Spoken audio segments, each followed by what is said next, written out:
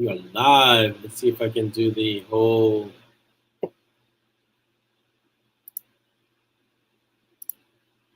And then we do a countdown. Let's do a countdown.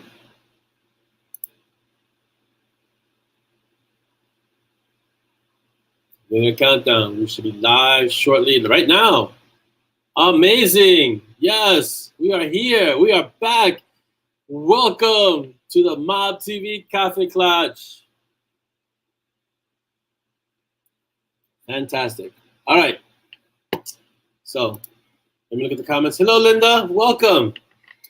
If you are here and you haven't allowed StreamYard to the permissions, I will not see your name. You will show up as Facebook user.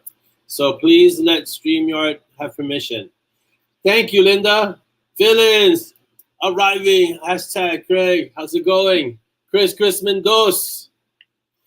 Somebody's husband, somebody's wife is texting. You gotta let StreamYard, have permissions. Hello, everyone on YouTube. Hola. We are back. My glasses are a little smudgy. I gotta clean them. Hope everyone's okay. Oh, look. I said my glasses are a little smudgy, and look, a chamois. Boom. It's like I'm doing magic. Wow. You have to excuse me as I do this. There was a time when my eyes were like eagle eyes. Those years have passed. So I hope everyone's okay. Let's see. It says, I think this is smeared them even more. Holler, Dan. Welcome, Mr. Awesome. Hello, Joe. Look, I said that one's smeared. Boom. It's going to be the chamois episode. Let's see. It's like magical chamois. Hello, Laura. Hello, Joe. It's Craig. I learned the stupidest detail I'll be using in my life. What is that, Craig? Hold on, let me do this. Tamra, welcome. Thank you. I'm glad to be back. Not that I ever really went anywhere. I just kind of went off Facebook because my mods and the other admins, much better. Thank you. Wow. This was the magical chamois. This, I don't know, this is pretty. The mods and the other admins were like, you need to take some time off. I took some time off. I was sneaking every, a little bit here, a little bit there, but I really tried to stay true to staying away from the MoB. So let's see. The glasses get thicker every year. I don't know. Am I due for like a prescription check? I don't think so. I have to set up an appointment. Oh, thank you. I've just been told I have perfect eyes. Not a biased opinion at all. Hello, Stacy. Oh, I'm so sorry you have a headache, but thank you for even just popping in to say hello. Howdy, sick puppy. I hope you're not really a sick puppy. Hello, Ted. Morning. I'm going to say good morning. You guys apply the appropriate time zone to where you are. And hopefully I didn't miss anyone. Craig, that detail, the Kentucky name for Sasquatch is wood booger is just, yeah, that's not going to get much play in life, really. What else are you going to do with that? Life as a beach ninja, let me tell you, I'm very disappointed this year in the beach because we've had sharks. Somehow, there are fish that are food for sharks are doing really well, so they're coming closer to shore, which means the sharks are coming closer to shore. And we've improved the ecosystem to such a degree that there are more sharks in the water near us. So the few times that we said, like me and Dolly and I was like, okay, today's a good day for the beach will be closed because of sharks. Biting people, actually biting people. Just crazy. I mean, sometimes I dislike sharks, but I like to go in the, if I'm gonna go to the beach, I like to go in the water at least to cool off a bit. You can't even do that. They closed the beach down. Thank you, Audrey. Dahlia and I were wondering just today, we were looking at the questions and there were no questions from you, Audrey. And I was gonna say, oh, that's the first time since there's been a MoB TV that Audrey hasn't written any questions, but you kept your record, your streak going, because then like a few minutes later, I saw some questions from you, Audrey. So keep it going, Audrey. Hola, Paige, thank you. Thank you, I'm glad to be back. Yes, Ted, and in shallow water. Tom, the same. If you're a fish that can take a chunk out of my leg, I'm going to respect you, and I'm going to give you a lot of space and stay away from you, which means we don't go to the beach because we can't go in the water. And not that we don't stay in the water that long, right? We just dip in and out, right? At least I do. But I like to, if I'm going to go to the beach, I like to have the option of going into the water. And if I can't go into the water, the beach just becomes this incredible large frying pan, and I already run hot. So to sit in the sand, even under an umbrella, is just going to bake me even more. So yeah. Oh, they hid me, Audrey, but you found them, thankfully. So that's good. I'm glad you got your questions in. That was awesome. So let me see. Oh, we got a lot of people. So let me start the shout outs and everything. So shout out to the fam right here. We see one is still in France. The eldest Valkyrie is home, and the youngest Valkyrie is in summer prep school. So she's having a rough summer, but it's something that the other two went through. So she'll survive. She'll be good for it, and she'll learn more. Shout out to my sister Lee, who will be visiting in a few weeks, heading to Virginia in a few weeks for a few days just to say hi and spend some time in the pool basking. I already told her I don't want to leave the pool. I didn't tell you? I know. I already told her. Let's see if we can do this. Dolly, if you see that, that's Dolly. See her hand? That's Dolly's hand. So I already told her I don't want to leave the poolside. Bring my food, like when we were in Miami. Said, bring my food to the pool, bring everything to the pool. I'm just going to stay by the pool. I'm going to sleep at the pool. I'm going to be living at the pool. And my sister just laughed. So, yeah. Yes, Jeanette, I know you have questions. You can always DM me with those questions because I'm not going to do spoiler questions. And even if they're spoiler, I might not be able to answer them.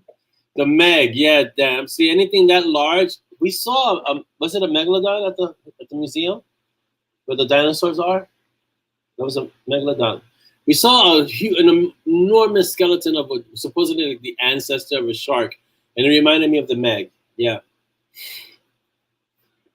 Dang, school started where I'm. Really, school already started. It's only August 5th. Craig, you guys, when does the school year end? That's crazy. It started this early, and it's hot over there. The pool is full of peaches, Jewel. Yeah.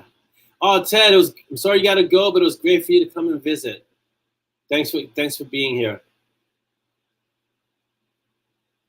All right, let me do the shout outs. So shout out to everybody, shout out to the family, shout out to the old tribe, shout out to the young tribe, shout out to my sister, and shout out to the little tribe who's kind of all over the place. Thank you for everyone on YouTube who's supporting us. We're on Bit and Peaches Publishing at YouTube. So it's Bit and Peaches Storytelling, if I'm not mistaken, or Bit and Peaches Publishing - Storyteller. So if you want to find us on YouTube, go find us on YouTube. Like, subscribe, and hit that notification bell so you know when we have our live shows. Instagram, since I've been away from Facebook for like a month, really, I kind of been away from Instagram for a month. I tried to kind of stop all screens and things like that. But I just posted like a day ago, or I think it was yesterday. I posted something new on Instagram. We're at Bit and Peaches on Instagram, so go find us and like us because it just helps to have a lot of people there. And I put excerpts from the books, and sometimes they're excerpts that you haven't seen yet because they're books that are coming up or they're being written even as we speak. And then sometimes there's a great line in a book, and I'll put that on the Instagram. At M&S on ZAZZLE, we have our store. We've been making great sales on ZAZZLE. It's fantastic. Don't forget to use the referral link. ZAZZLE, get your swag at ZAZZLE because Dolly, who's our lead designer, has been creating some amazing pieces on ZAZZLE. So go get your stuff on ZAZZLE. We're at M&S EMANDES at ZAZZLE. So can you put links here? Dolly's already on it. You're gonna see links. What else we got? Patreon. We don't have any new patrons, but our existing patrons, thank you for being so awesome and supporting the writing and supporting all the other stuff that goes along with the writing.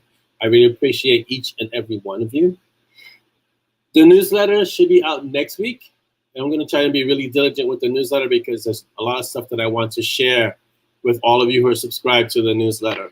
It's only going to be on the newsletter. So if you haven't subscribed to the newsletter, go to the website, www.orlandoasanchez.com, and put your email in, and then you'll be part of the newsletter, which will be awesome. Don't forget to follow us on BookBub and Binge Books. I did a recent interview for Binge Books, which will be out in a few weeks, so I'll put that up soon. And I did a recent interview with Jeff Rutherford. That was a really short one. That's a podcast. So even though I was away from the mob, I was busy doing interviews and talking to people and doing book-related stuff. So those are the announcements and the shout-outs. So that's it for now. Okay, we'll get to the book and audio updates later. How are you guys doing? Let's see. Jeanette, Paige says the kids are already in school in Alabama. Wow. Oh, but they finish in May. That makes sense. Okay. Wow. Yeah, so you get June and July off, which is probably the hottest months of the year down south. And Des finishes work coming Friday. That's nice. Well, I know the situations around it not that great, but hopefully that can be resolved in a way that works out for both of you, Jeanette. Good morning, Wendy. Oh, heading to Cairns for a much-needed break. What is Cairns, Jeanette? Is it what kind of place is it? Because the only Cairn I know has to do with like stones, and there's a lot of mythology around it. So, if the kids of Kansas City were already in school, I'd be in the neighborhood pool right now. Yes, because Kansas City has been underwater. Is it Kansas City? Or I'm thinking Kentucky. Sorry, Kentucky's been underwater. Hopefully, you guys aren't getting the same kind of flooding over there. Let's see. Yeah, Jeanette, this is swag. This is what I'm wearing now is swag from the ZAZZLE store. This is an awesome Peaches shirt. So the swag is awesome. Facebook user, I don't know who you are, but yours starts the 16th. Who's is that? Is that you? Oh, it's Jasmine. Hi, Jasmine. Yes. North Queensland. Oh, okay. Oh, the Great Barrier Reef. That's amazing. I have never seen that in person. That'd be awesome. So when do you have drought and heat wave? That's not good. Yeah, I know there's this weird thing happening in the country here where parts of the middle of the country are bright red. I see in the maps where they're going through this drought and heat wave. But there are other parts like Kentucky that are just being flooded constantly. So wherever you are, just be safe and deal with the weather the way that's appropriate. July and August, yeah, July and August are the hottest months. But it's even hot in October. Wow. Up here, it starts to get cool by September. It depends on who we have what they call the Indian summer. And then it's like it stays warm all through September, early October. But usually it starts getting cool. Because I remember when I was in school eons ago, it would start getting cool. It would start getting cold in September. It would start getting freezing in October. We'd have snowstorms in October. So it's different. Okay. So Dan is saying, now that I've returned, we must discuss that last Patreon bonus you dropped just before you teleport off. Which bonus was that? Oh, rookies? Is that what you're talking about, Dan? Rookies? Because we can discuss rookies now, for sure. Yeah. Tamara's like, right now we have the air you can wear. Yeah, see, when I do my walks in the morning, I try to do it before the sun rises, before the star, as the saying goes, because when it's like 90 or 85, 90, I'm walking in the air you can wear, and it's like walking through thick soup or a cloud of dense air. It's not fun. Doing miles in that. It's not fun at all. Oh yeah, Jeanette, because you're on the other side. It's winter where you are, right? How cold does it get in your winter, Jeanette? Oh, I'm glad you liked it, Jasmine. I thought it was a lot of fun. That actually has that character. If you're not a Patreon, I'm sorry. If you're not a patron, you won't. This is completely out of context for you. But the character in the story that's for the patrons, the story was called Rookies. Roland was this really, really old mage, and it was a fun little story that was the most recent one. And that character, that story and that character has legs. It's a potential short story, definitely, with that character. Wow, 80 degrees at 4 a.m. Yeah. See, let's see what for me this morning, it was like 78 degrees, 75 degrees at 3:30 a.m. So it's not fun. I don't get that 95% humidity though, so I don't mind if it's warmer or warmish, but the humidity is the killer for me. So Dan is saying yes, Roland Black Gates, and oh yeah, it could definitely be a series. That it has the potential. I might have to revisit Roland because Roland sounds like a great. He was a fun character to write. So I don't know if it's going to be a series because I only have, I don't know how many series I have to write at the moment. So, we'll put that on there's a TBR list, there's a TBW list to be written. When he says it's life-threatening, yes, I've heard that the heat in the middle of the country can be real. It's hitting triple digits in some places. I have a few friends in Texas and they're telling me it's like 107, 108, 111. That's not good. I wouldn't want to be in that kind of heat.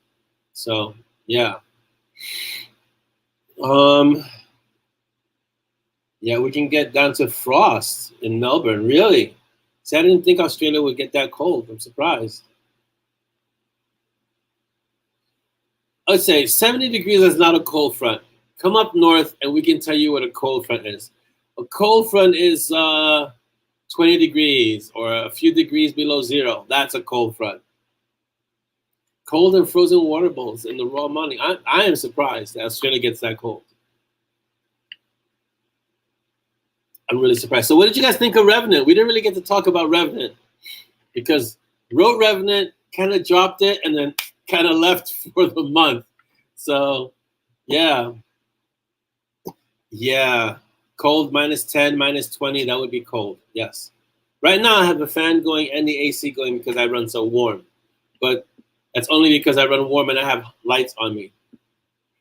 But I usually run the fan and the AC even at night when I'm sleeping because the AC keeps the room cool, but the fan kind of pushes the air to where I'm at to my side of the bed. I try not to freeze Dolly, so yeah. Okay, so wait. Let's get it straight. Revenant was not a cliffhanger. Yes or no? Was it a cliffhanger? You guys tell me. I don't think it was a cliffhanger. Jasmine. Okay, finally got this thing to work good. Good morning, Facebook user. Don't know who you are. Put your name in the comment and then I can know who's the Facebook user. Cynthia? Is that Cynthia? Where are you? Oh, my number 2 is stepped out. It looks like that was you, Cynthia. Yes. Welcome, Cynthia. Good morning. Simon is in for a lot of fun. Yes, fun. Revenue is great. A lot of action and things happening. No, I didn't think it was a cliffhanger. Jeanette, I don't think it was a cliffhanger. Who else said it was a cliffhanger? Jasmine. Well, Jasmine, you're not saying it's a cliffhanger. You're just saying the ending was not called for. So elaborate. What do you mean it wasn't called for? And yes, Simon is definitely in for a wild ride. Exactly, Tamra. It's just another chapter in the lives of Monty, Simon, and Peaches. That's it. Right. Let's see. What book was a cliffhanger? I was going to say Blood is Thicker. Blood is Thicker was a book. That was a cliffhanger. This was more like we wrapped up this part and now we got to move you to the next part of what you need to do. And oh, by the way, I hope I'm not spoiling it for anyone. You happen to be poisoned. So we got to deal with that too. So I hope by now everyone's read it. So I hope I didn't spoil it for you. But that doesn't mean it's a cliffhanger. Cliffhanger would have been a little different. Like, let's say we go back a chapter to just kind of leave things in a lurch. And then you guys all would have strangled me.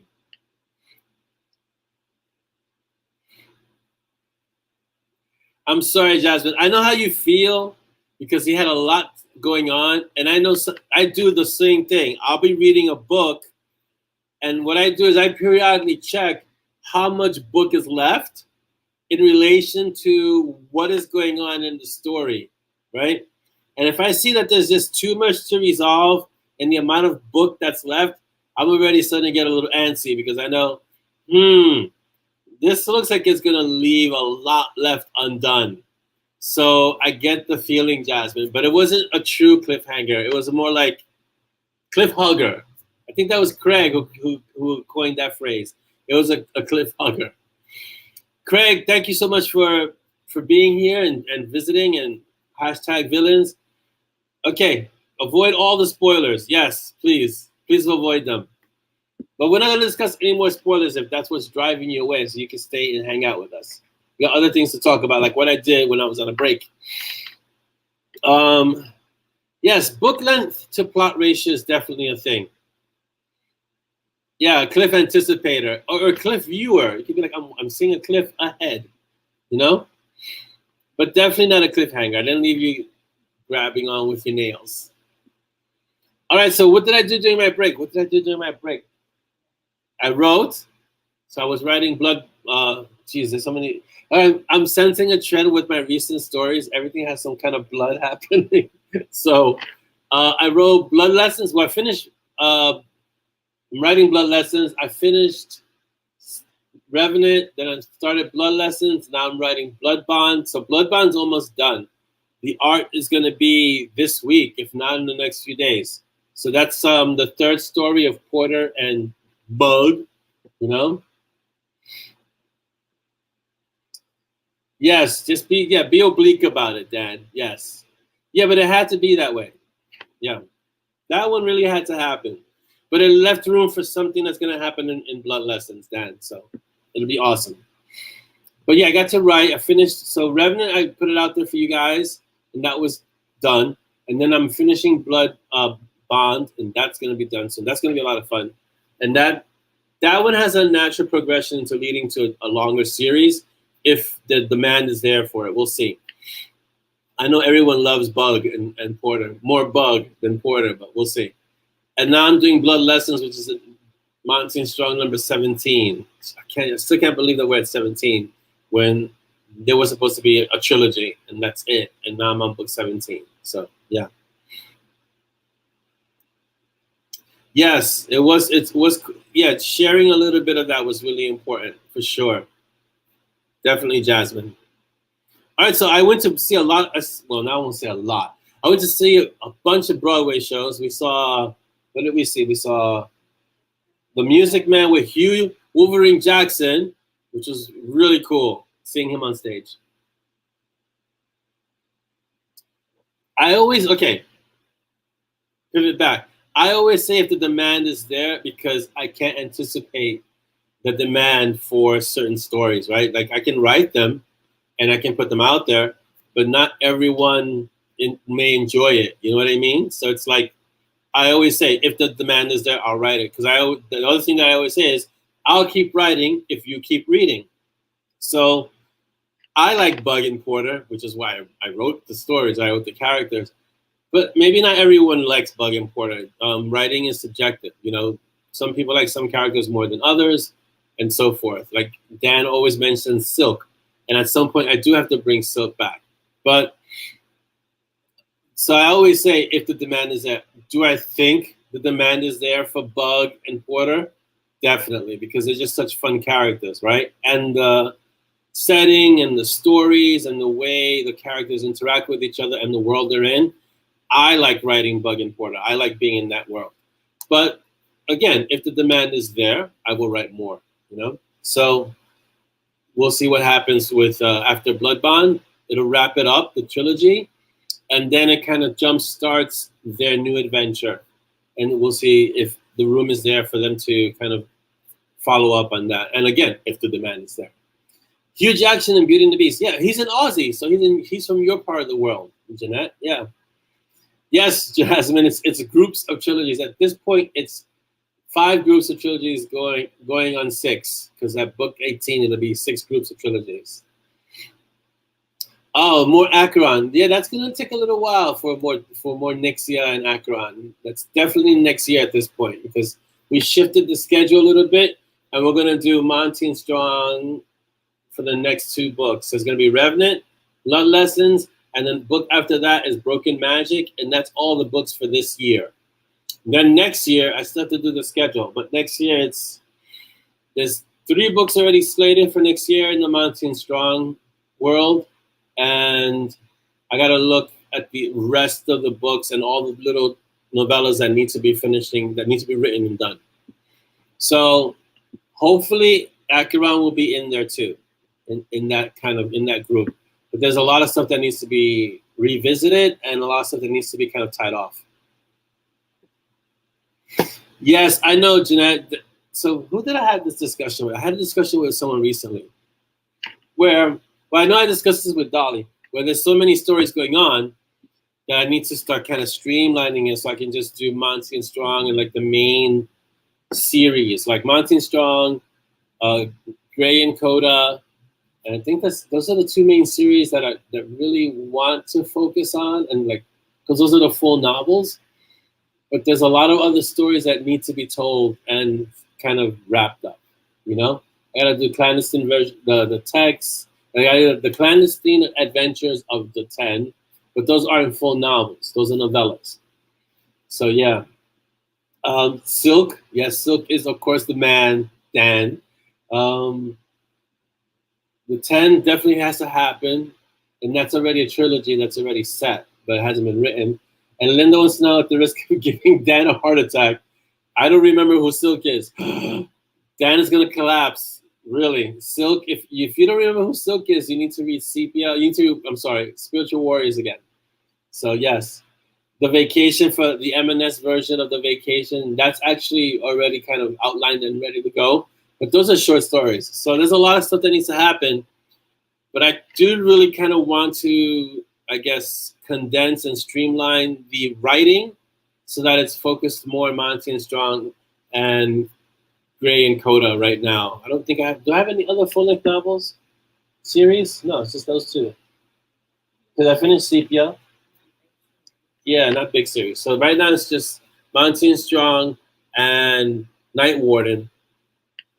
And those are the two that I want to focus on as the trunk of the tree, of the writing tree. So yes. Yes, Linda, you should read Spiritual Warriors. Then you can join the group of people who say there's just too many characters in that story, because there really were too many characters in that story. I'm trying to find a deserted island in the middle of nowhere. Yeah, it would be hard to house all of them. It's tough. Right, so we need to block in lots of time. Kevin T. Collins. We just recently spoke to him. So production for the next audiobook starts in November, because his schedule's kind of crazy and our schedule's kind of crazy. So he's going to be starting on the next, I don't know, are we up to Stormblood for the next audiobook? All right, so Stormblood audio is starting in November, and then he'll have Revenant. By the time he's looking at Revenant, Blood Lessons will be done. We'll probably be looking at Broken Magic. So yeah, there's going to be a lot of audiobooks in the future. Yeah, diving in head first, Tamra, yes.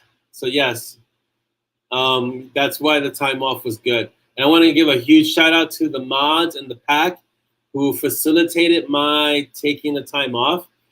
Let me tell you, they're amazing because they were able to step in. Okay, bye, Jasmine. Go pretend work. I'm glad you came to visit. Thanks for coming by, and have a great weekend, Jasmine. Whose magic would be broken? Think. Let's see. Who would have broken magic? Good question. So, what was I saying?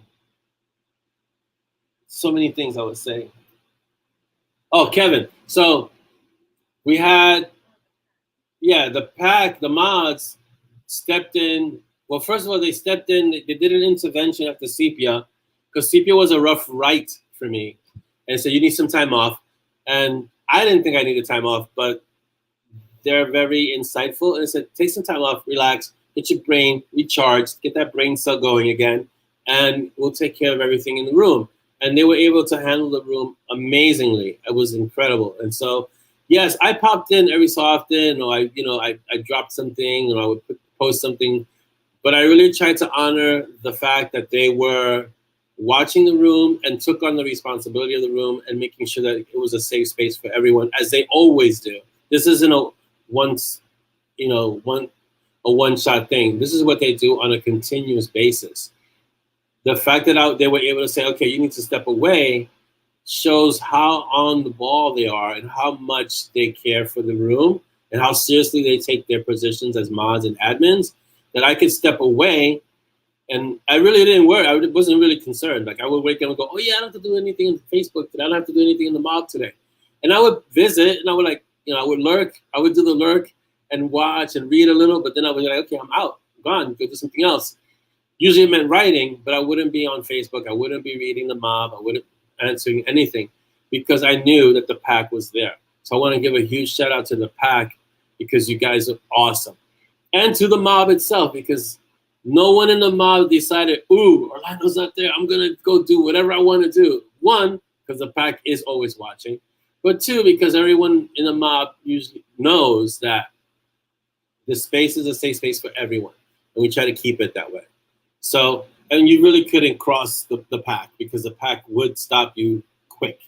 So shout out to the pack and shout out to the mob for being awesome also. Linda, you should definitely read Spiritual Warriors. The pack is incredible. And see, the good thing about the pack is that they are across many different time zones. So there really is always someone kind of watching the room and making sure that everything's okay.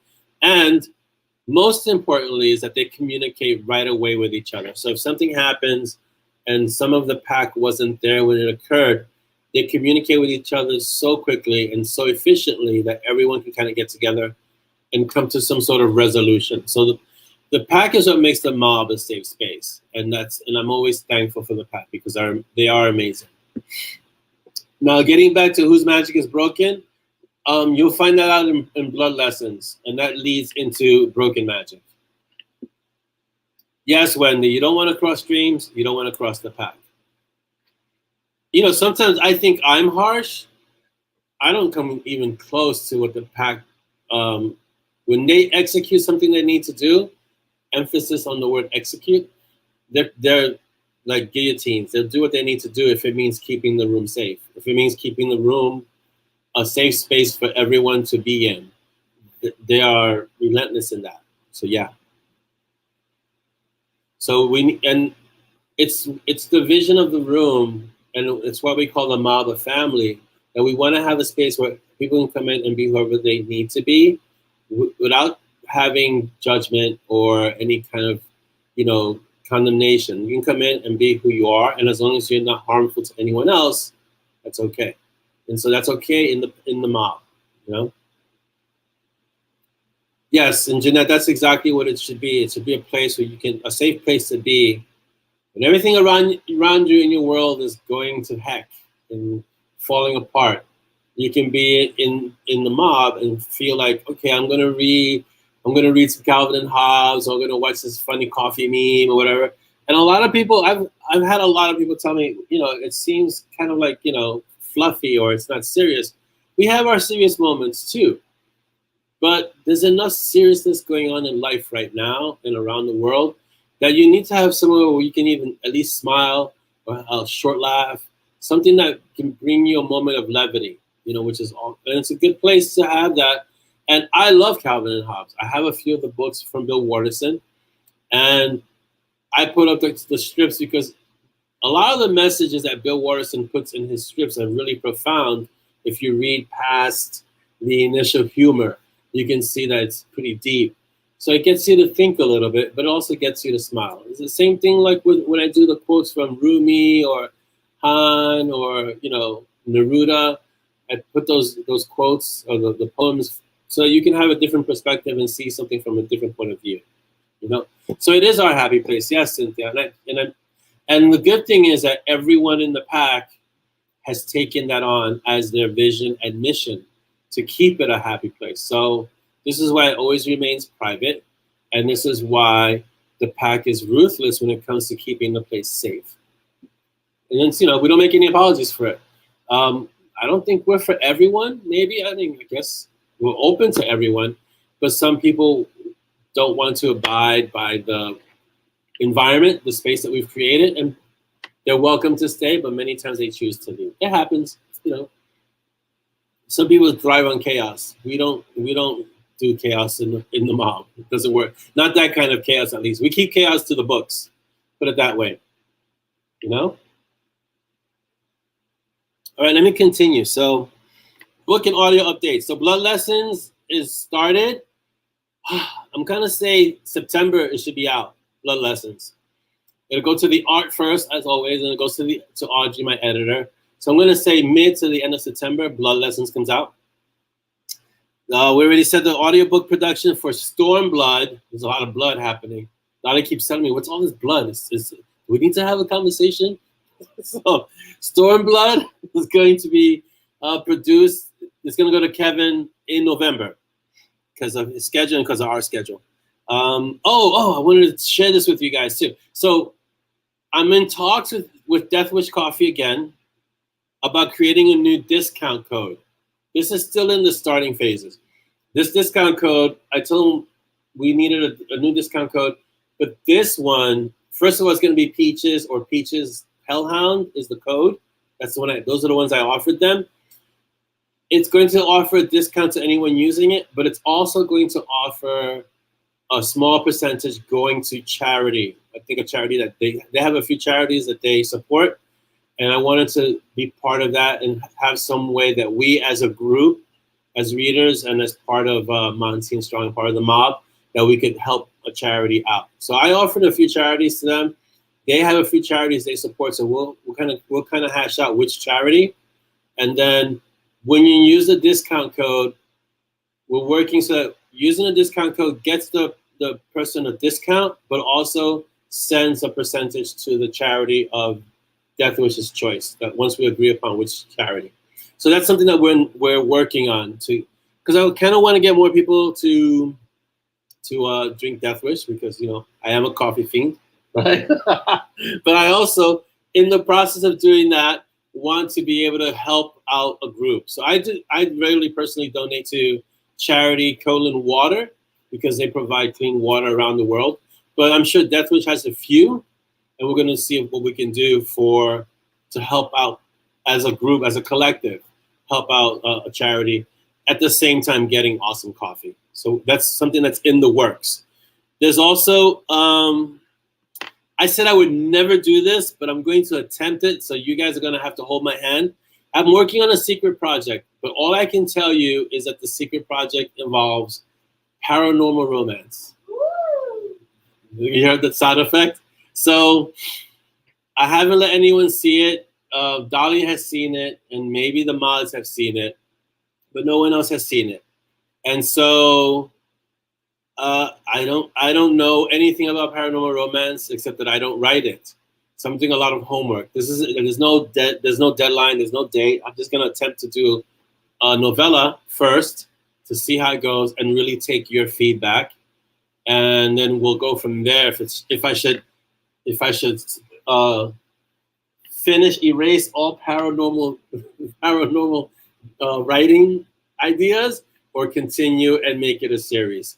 So we'll go step by step, because I'm writing Blood Lessons. I'm doing the research for the paranormal story, the paranormal romance story. There's a lot of research involved in how to write it and how to do it the right way. But I'm also kind of adding my twist to it because it's me, so I got to add things that blow up. And it's the first, what was it, a chapter I wrote? The first chapter got good reviews, got good reception from the people who read it. So we'll see. I'll take it from there and see what happens. But I want to let you guys know it's a secret project, but not so secret from you guys. And I don't think I'll be releasing snippets for this one because it's a work in progress, and I kind of want to see how it develops before I release it as a story. Maybe I'll do a select viewing of a novella, maybe release the novella in a limited release and see how you guys react to it. And the feedback that you give me is going to be really important because that'll determine if I continue or if I just kind of say, okay, that was fun, but let's go back to the other stuff that I usually write. I want to do it, one, because I want to stretch my writing muscles. I want to kind of, see what else I can jump into. That's why you see books like, there's sci-fi and there's straight thriller. I want to try paranormal romance, but also because paranormal romance is closer to urban fantasy. In fact, paranormal romance can be defined as urban fantasy in a very loose way because it still falls under that umbrella. But This is more. They'll actually be romance. I don't know. Can I do romance? Yes. I don't know if I can even do romance. So we'll see. But I want to try it to see if I can actually do it. You know, because I was gonna try it under the pseudonym. Yes, I was gonna try it under a pseudonym, but I figured let me just do it as me and see where it goes. And the mob will let me know because you guys I know will tell me straight if it's good. And I don't do, as you guys know, I don't really do romance. It's romantic tension, but paranormal romance has paranormal romance. So I don't know how I'm gonna do that. Yes, I don't know. I'm not even gonna look that way. I'm getting romantic facial gesticulations from Dolly. So yes, Paige, that's what I'm trying to avoid. That whole, it's all landing in bed, and it kind of changes from paranormal romance to some kind of erotica, you know? And what was it? The other thing that I heard was, I don't like to mention authors that in negative lights, but some authors start one way in their romance, and then they can go do a 180 and turn off half their audience in the romance. So I don't want to do that either. I want to, I want to kind of create a situation where you can kind of get involved, enjoy the story, and it doesn't completely make you cringe, So we'll see. And all the characters have to be fleshed out for me. Like one of the things that I have been watching or reading in romance, a lot of the characters, you guys are great with these titles. A lot of the characters seem two-dimensional, and the whole point is to land them in bed. You know what I mean? And it's like, yeah, no, yeah, Pensacola. Who said that one? That one was good. Pensacola Shaysan. That one was good. Who was that? Oh, Anthony Hudson. Yeah, Anthony. No, it's not gonna be Pensacola Shaysan. Thanks. Yes, Paige. I just didn't want to say the name, but yes, starts with an L. Yes. Fade to Black is your friends in romance. See, these are the things I need to learn. I also, Tamara, like you said, I want to see it. I want to be tasteful. Because if I'm tasteful, I think I can appeal to a larger reading audience if I'm tasteful, as opposed to leaning more towards the erotica aspect, So that's something that I'm working on. It's taking this. One of the things that I've always understood as a writer is that you're giving yourself homework for the rest of your life. If it's not researching for a story, it's stuff like this. So I'm reading a few books by very well-known authors who have seemed to have, I don't want to say mastered it, but have gotten very good reviews and have done really well in this genre.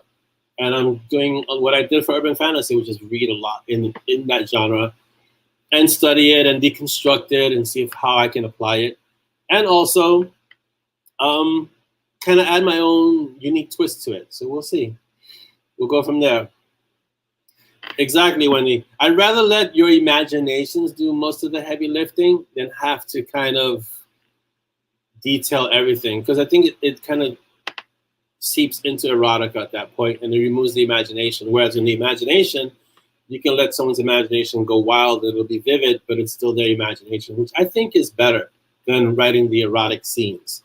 So we'll see. I will try it in very different ways. I have a lot of feedback from both men and women. So we'll see. We'll see how it goes. And I'm gonna try, and you guys will let me know how it goes. So that's the secret project. Exactly, Cynthia. And I don't want to be another one that's just PNR and as an excuse for erotica.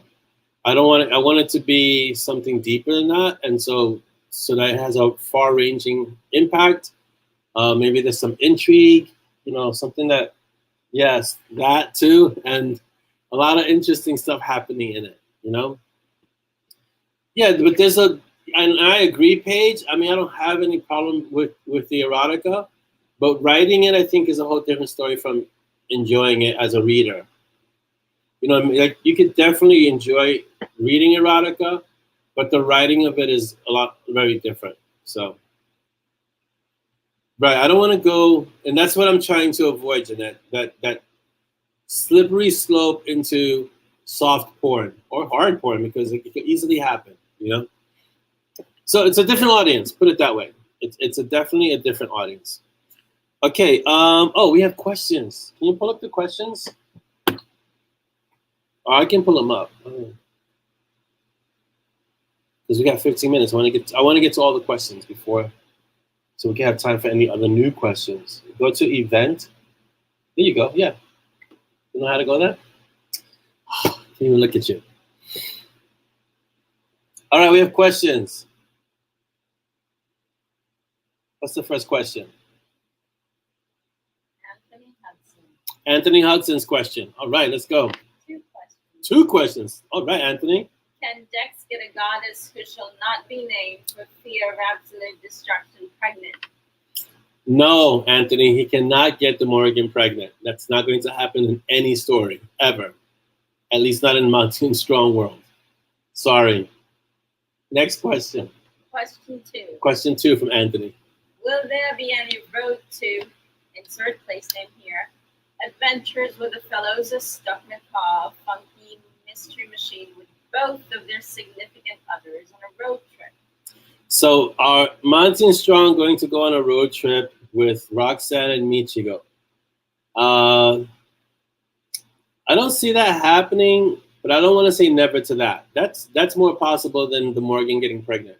So, and that's slim, the road trip, because why would they need to take a car if they could teleport? So we'll see. But yeah, I don't think that's gonna happen. There's a question, what is Hades up to? Who asked that? Rebecca. All right, so we'll save that for later. Okay, next question. From Jeanette. From Jeanette. Okay. I have questions, but they probably fall into spoiler territory. Questions like which deities first set their sights on Simon as the best splinter for the job. Why, yes, Orlando, I still really want more details of Simon's past. Okay, so there were a few deities who set their sights on Simon, Jeanette. The thing is that the question is, or at least the situation was, which deity would cross Callie when she said she was the one that was going to do what she needed to do. And also, it's contextual. Simon got involved in a situation that Callie was trying to set in motion. And so there was a direct repercussion to his being part of that. So no other deity is going to get in her way because she happens to be incredibly powerful. So there might have been others, but the moment Callie got involved, all the others stepped back. But you still have some involvement like Hades and some other divine individuals that kind of nudge Simon in different directions, but they don't want to be overt about it because that would piss off Callie. So that's why you'll see other deities kind of on the fringes. The one that's the most active is Hades, but Callie is the one that kind of takes precedence. So they kind of tiptoe, they walk on eggshells around that situation. They kind of get involved, but not really. Like Hades giving Simon peaches is him getting involved without really getting involved. So it's okay because Hades is also a god of, if you want to say a god of death.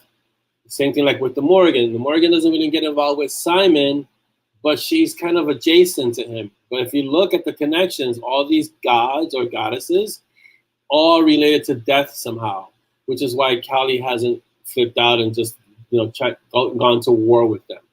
So that's why the other deities might have thought about it, but they stepped back the moment Callie took center stage. And also because Simon messed up what she was planning with Shiva, and so by rights, she could do what she wanted to do and what she needed to do. And the fact that she cursed him kind of gives her, let's say, first dibs on Simon. So that's why it's Callie and not, other gods or goddesses. Next. Hope that answers your question, Jeanette, without spoiling anything. You already answered this. Okay, yeah, that doesn't need to be answered. Yeah. Oh, Laura. From Laura. So Simon's going to be a mage? So Laura asks, what else? Or something like one? Laura asks if Simon's going to be a mage. Simon is not a mage. He can't really be a mage, but that doesn't mean he can't manipulate energy.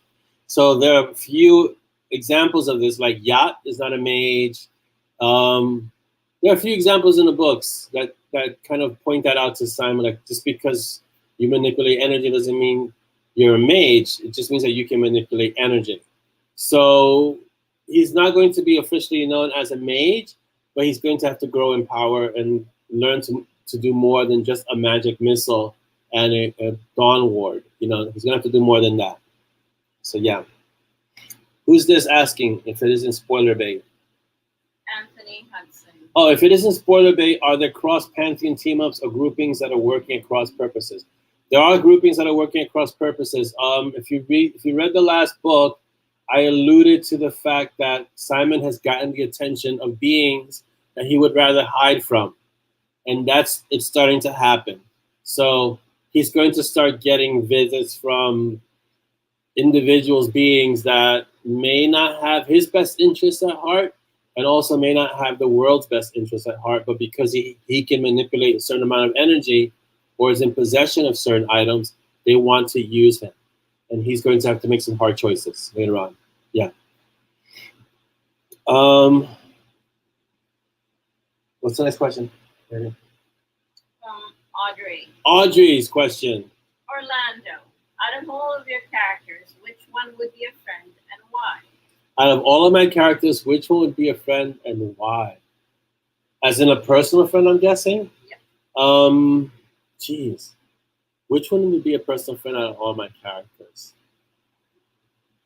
I'd have to say the one that's closest to me is Gray. So I think Gray and I would get along really well. Like, he really, and of course Simon. Simon, I guess, but he's really snarky, and I'm not that snarky. Am I that snarky as Simon? I guess I could, because Ray has given me some snarky responses. Yes. Yeah, okay. So Simon and I are very similar in snark, but Gray and I are very similar in temperament.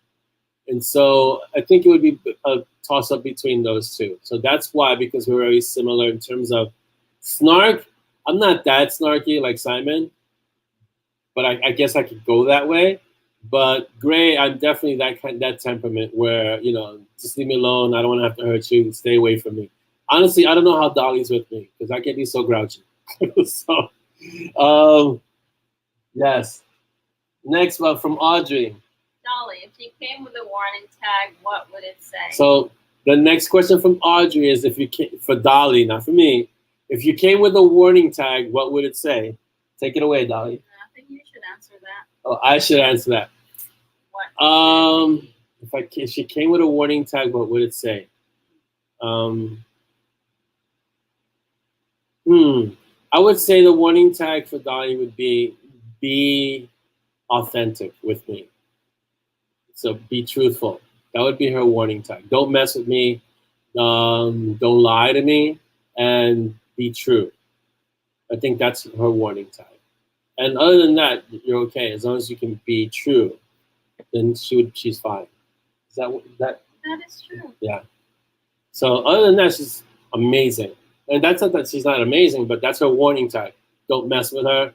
Don't present something that isn't who you really are. Be authentic, be true, and she can work with that. All right. Yeah, I think Gan and I would get along. Same thing like Dex. Dex and I would get along too. But Dex is like a grouchy grandparent in a way. So I don't know about that. Next question. Another one? Is there another one? Audrey, yes. Yes.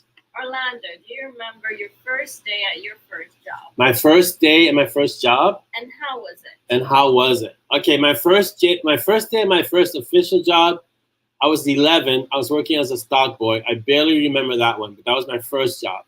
My first day at my first official job that I recall was at White Castle.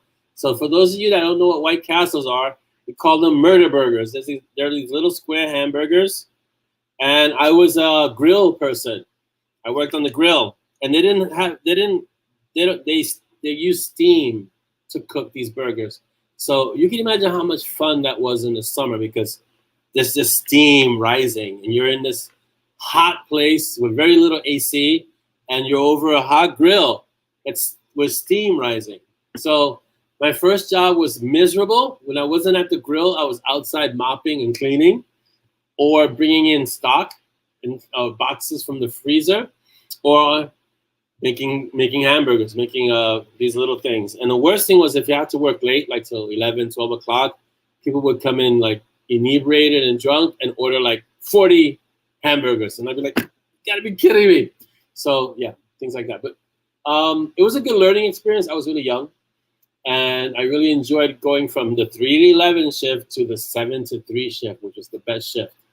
And then I was able to like work, and then I had the rest of my day to do whatever I wanted. So I don't have very, very fond memories of it because it was really hard work, but it was a good learning experience. That was my first job, working at White Castle. Sliders, yes, because they slide right through you. Yeah, we call them murder burgers, belly bombers. There are a whole bunch of names for White Castle hamburgers. Yeah. Bye-bye, Linda. Thank you so much for coming, and have a great weekend, Linda. Audrey, I agree. I second that. That Dolly sounds great. Yes. Question from... There's a question from Rebecca. Dan the Man. What about Rebecca's question? Well, you answered it. Oh, what was Hades up to? Okay, yeah. Hades up to? I hope that Unless answered you your question, did. Rebecca. I did. Yes. Dan. Felt like you did. Yeah. Dan the Man. Will Dex meet with Silk, say over pastrami sandwich in Cat's Deli? That sounds fun. In the ultimate crossover scene. Yeah. Hard eyes. What a conversation that would be. What a conversation that would be. Yeah, I don't know if Dex is going to meet with Silk, but it's... See, who's to say that Dex doesn't already know Silk? That's the thing, see? So, we'll see. The crossovers have to be done really well because they have to be seamless, which is why a character like Sid is perfect for that. Because he can flip, he can jump from world to world, timeline to timeline, and it doesn't disrupt much. But when you have main characters now go from one world to the next, even though Sepia's world is kind of tied to the Mountain Strong world, it's still kind of pushing the boundary a bit. So we'll see. I don't know if Dex will ever meet with Silk, even though Silk is the man. But it would be nice to have them meet somehow or somewhere, or maybe in a very limited fashion, which would be great to happen at Ezra's, not Katz's. I can't use Katz's without some copyright issues, right? But at Ezra's, they could kind of meet if Ezra maybe facilitates it or Sid facilitates it at Ezra's. So we'll see. Like I say never, but it could happen. Any other questions? All right, so are there any other questions? Somebody's got to go. Have an amazing weekend, everyone. Anthony, take care. Thank you for the questions. Have a great weekend. Paige said, those in the South think crystals. Crystals, is that like a White Castle, Paige? Yeah, I remember. I've heard them being called sliders, belly bombers, murder burgers. They wreak havoc on your digestive system for some reason. I don't know why, but they do. Jeanette, you should definitely go to sleep soon because it's like, what, 3 o'clock in the morning? Wendy says, should I go ahead and start John P. Logsdon new book? Please. Okay, so those of you that don't know, John has a new series called the Grave series. He just started it, and the first book is out. It came out August 1st. The next book, I believe, is up for pre-order. So look up John P. Logsdon and get his books, please. And Wendy, please start reading his book because, yeah, sure. Go. The art will be there. And there's always, I always say there's another art. There's always another art. So go get, I think it's Grave. Look up John's new book. I think it's Grave Creatures. I think it's called, the new one. Thank you. 2:30 a.m. Yes, Jeanette. I get up about an hour after that. Not your time, my time. That's usually when I get up and train and do everything. So you should really go get some rest.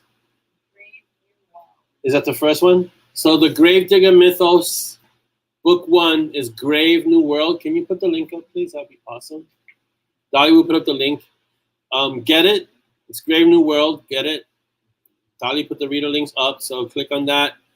And it's John's. It's a good. It's not the usual Platoon F kind of stuff, but it's really good.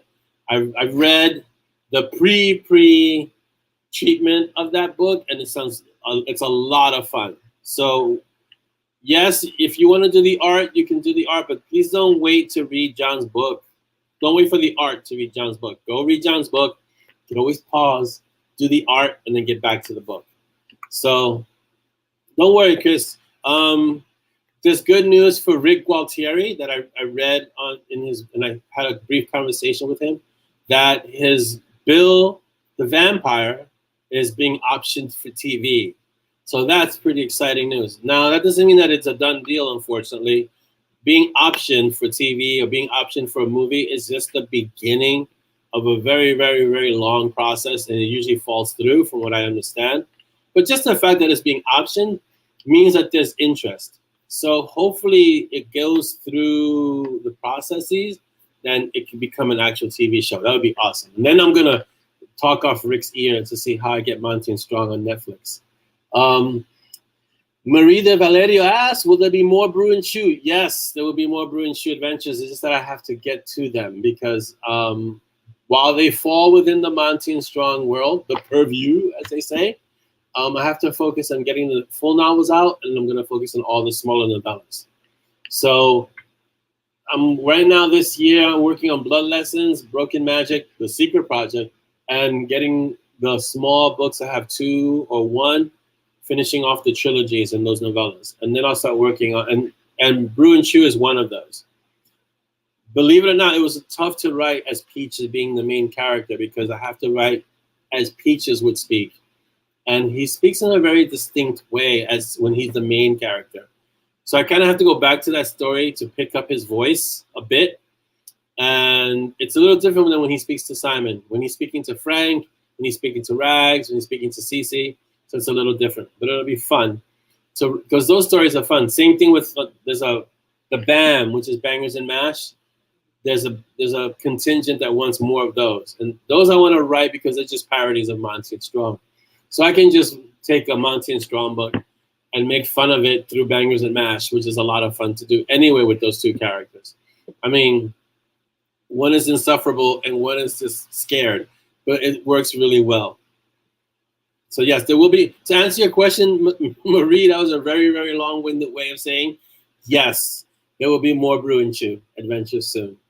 Who loves Peaches? I mean, we all love Peaches, but who loves Peaches?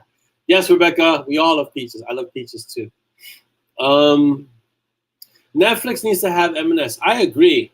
And I've seen shows that are similar to what Monty and Strong would kind of be on a screen, like The Magicians, Bright. There were a few shows that are kind of like, but they're not exactly like Monty and Strong would be. I recently finished seeing all the seasons of The Umbrella Academy, and that's kind of close, but again, it's not the same because The Umbrella Academy is just like the academy and they have powers and they go through this adventure. But in terms of the effects and showing the magic and things like that, I think it would be similar. But I think Monty and Strong is unique enough to have its own audience on Netflix or Amazon Originals or anything like that. It's like I was discussing with Dolly before. It's the casting is really important in addition to the writing. Bye, Joe. Thank you so much for being here. Thank you so much for being awesome while I was away. And have a great weekend, Joe. Let the hellhounds, if they're baying, go get them some food. I don't want them to start looking at you and getting ideas. So go feed them and have a great weekend, Joe. You're very welcome, Marie. I'm glad I was able to answer your questions. So in terms of Monty and Strong on the screen, it would be great. That's also a matter of who you know. And I gotta write a screenplay for that or find someone who can write a screenplay for it that would stay true to the story. Like Neil Gaiman just did The Sandman. And I hear great things about it. I haven't watched it. It's on Netflix. All the episodes are on Netflix right now. So if any of you are watching it or have watched it, let me know. Because Sandman started out as a comic book that Neil Gaiman was writing or wrote. And then it's been adapted for the screen. So again, that's something else to consider, like maybe not going to the screen, but maybe going to an illustrated medium like a graphic novel. We'd love to go to a graphic novel with Monty and Strong. I think that would be amazing. Mark Dawson just did that with Isabella, I believe, if I'm not mistaken, one of his characters. He made it from regular book, novel, to a graphic novel. The illustration is really good. I haven't read it. All I saw was the art for the graphic novel. But that's an idea. And from graphic novel to film is much easier, I think, and that's just my opinion. It's much easier to go to graphic novel to film because it's already a visual medium. So that's one of the steps we can take, adapt it to a graphic novel. We'll see. There are options in terms of that. It's a matter of coordinating it. It's a matter of finding an illustrator. Of course, I would do the writing and taking it from one medium to the next. We start with 2 yards of butterflies, and write that story, or maybe even start a completely different story that can then be adapted for film. It's an idea. It's something to think about. It's also something that I might consider for the new secret project. That it kind of lends itself well to that medium, you know? Right, graphic novel is basically a storyboard. So it's very easy to go from graphic novel. You take it and kind of blow it up, and you can shoot the graphic novel as you would do a film. They did that with The Dark Knight Returns. If you ever get the graphic novel, The Dark Knight Returns, and you watch the animated film, it's almost like they took the graphic novel and just made it a movie, but they shot it almost scene for scene. It was amazing. Has Dex met Bangers and Mash? That's a good question. I don't think Dex has met Bangers and Mash, but I do believe he should meet Bangers and Mash. I don't know how long they would last around Dex. It depends what mood he's in. But yeah, I think that would be really fun, a fun meeting. What do you think? Dex meeting Bangers and Mash would be a lot of fun. So yes. Right, Raising Dion, Red was fantastic. I bought both movies, Red 1 and 2, because it was just so well done. I never saw the graphic novel, but I knew it came from a graphic novel. And Raising Dion was also really good in terms of how it depicted the effects, the powers of Dion, and the story. It was really good. So what's 5 seconds? 5 seconds. Oh, how long Bangers and Mash would last? 5 seconds? That's being generous, Rebecca. So, but I think so. Red is a great example of that, because Red is a straight thriller, right?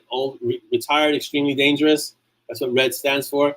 And they took the graphic novel and they made it a film, and it was like amazing. But what made that movie what it was the casting. So they had the writing, but the casting was what really brought it home. You know, yeah, Moldova sucks. And can I get the chicken out now? You know, the pig. It's the pig. Can I pull up the pig now? Tamra, have a great weekend. Thank you so much for being here.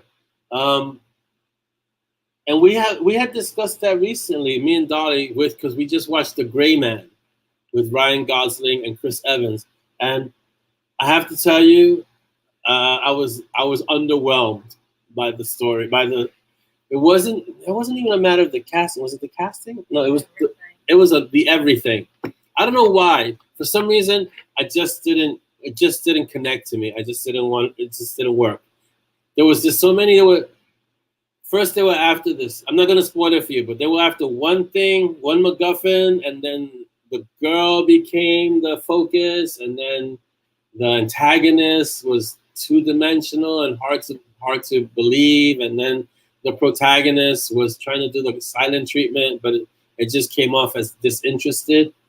It was, you know, I hope, and if you like Gray Man, awesome. I'm just gonna let you know, yeah, we weren't big fans here. We were not big fans. It didn't happen. It didn't happen for us. But for what I was trying to get to is that's an example of, you've got good actors. Ryan Gosling's a great actor. Chris Evans is a great actor. I forgot her name. Anna whatever. Arma de Armas? Ana de Armas, who was in the latest Bond movie, No Time to Die. She had a small part, and she was really good in that part. She's getting a little bit more exposure. So she was in this movie, The Gray Man. But each of these characters felt flat. And it was like, you know, it was trying to be the Bourne Ultimatum and James Bond. They tried to have a mashup of the both, but it didn't happen. So as we analyzed it, because Dolly and I practiced at this, we determined that it was the writing was lackluster. Some of the lines were just not believable. Oh, and the costume, Chris Evans' costume. He was dressed like, we don't know. We don't even know how to classify it. What do we classify that striped shirt as? Horrible. Horrible. And he's fighting in like slipper loafers. Yeah, it just didn't work. It didn't work. So that's something that I try to avoid. So graphic novel first, and then go from graphic novel to the film. And I'd want to have at least some input into who would play who. Like, I think Benedict Cumberbatch would be a perfect Monty. And if we could get Ryan Reynolds for Simon, that would be perfect. And that would be my dream cast. Benedict Cumberbatch and Ryan Reynolds, Monty and Strong. That would be fantastic. And then, you know, get Ian McShane as Dex. I have a few ideas of who, but, you know, the budget for that, that's what Dolly kept telling me. The Gray Man ran out of budget. And so they got the actors they could afford, and they ran out of story. The budget for Benedict Cumberbatch, Ryan Reynolds, Ian McShane, there goes the rest of the movie is going to be like paper thin. So there are considerations that you have to there are compromises you have to make. So we'll see, but they would be the dream cast, especially those two, Benedict and Ryan Reynolds, because they're so opposed to each other, but they both have a certain screen presence that it would really, really work.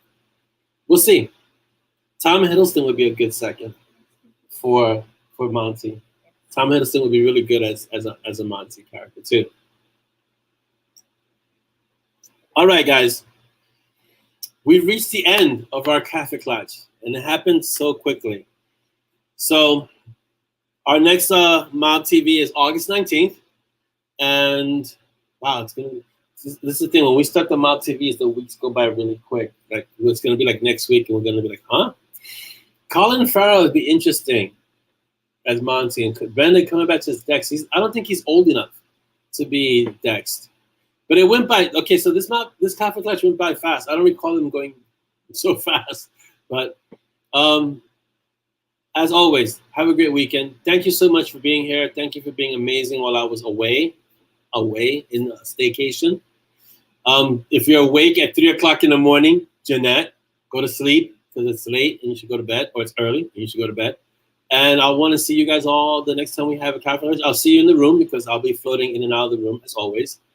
And you guys are fantastic for being here today. Thank you. And I'll be Blood Bond. The Art for Blood Bond comes out, I want to say today, tomorrow, over the weekend, Monday.